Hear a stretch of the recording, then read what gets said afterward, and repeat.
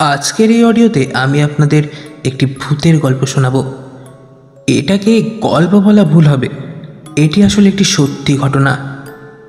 গল্পটি শুনেছি আমার এক বন্ধুর কাছ থেকে এবং তার বক্তব্য অনুযায়ী এটি তাদের গ্রামে ঘটে যাওয়া একটি সত্যি ভৌতিক ঘটনা।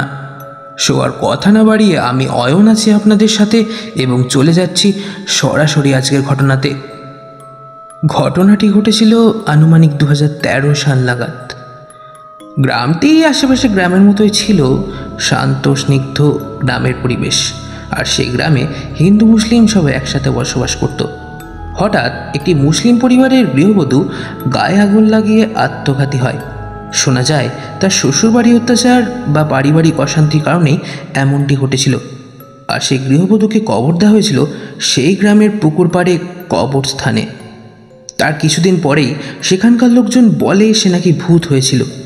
এরপর কিছুদিন কেটে যায়। ওই পুকুরে প্রচুর মাছ ছিল, আর সেই মাছ পাহাড়ে দিত গ্রামেরই একটি লোক। কারণ দিন হোক বা রাত, গ্রামের লোকজন ফাঁক পেলেই পুকুরে জাল ফেলে মাছ ধরত। সেই জন্য লোকটি সারা রাত জেগে ওই পুকুর পাহারা দিত। এমনই একটি সন্ধেবেলা সে পুকুর পাড়ে বসে আছে, আর পুকুরের ওপারেই সেই কবরস্থান। চারিদিক অন্ধকার নেমে এসেছে, আর ঠিক তখনই সে একটি জ্বলন্ত মানুষকে পুকুর পাড় ধারে ছুটতে দেখে। এই দেখে সে খুব ভয় পেয়ে যায়, আর পরের দিন থেকে সে ধুম জ্বরে পড়েছিল। জ্বর কিছুতেই ছাড়ছিল না, আর তার ঠিক কদিন পরেই তার লিভারের প্রবলেম দেখা গিয়েছিল এবং সে মারা যায়।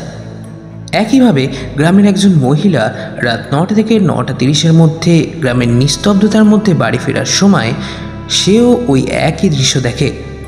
মাসখানেক জ্বরে ভুগে তিনিও মারা যান। তবে আমার বন্ধুর পরিপ্রেক্ষিতে বা তার থেকে ঘটনা শোনা অনুযায়ী তারপরও আরও 2-1 জন ওই দৃশ্য দেখেছিলেন, কিন্তু তাদের কিছু হয়নি। এখন আর দেখা যায় না তাকে। তো এই ছিল আজকের ঘটনা।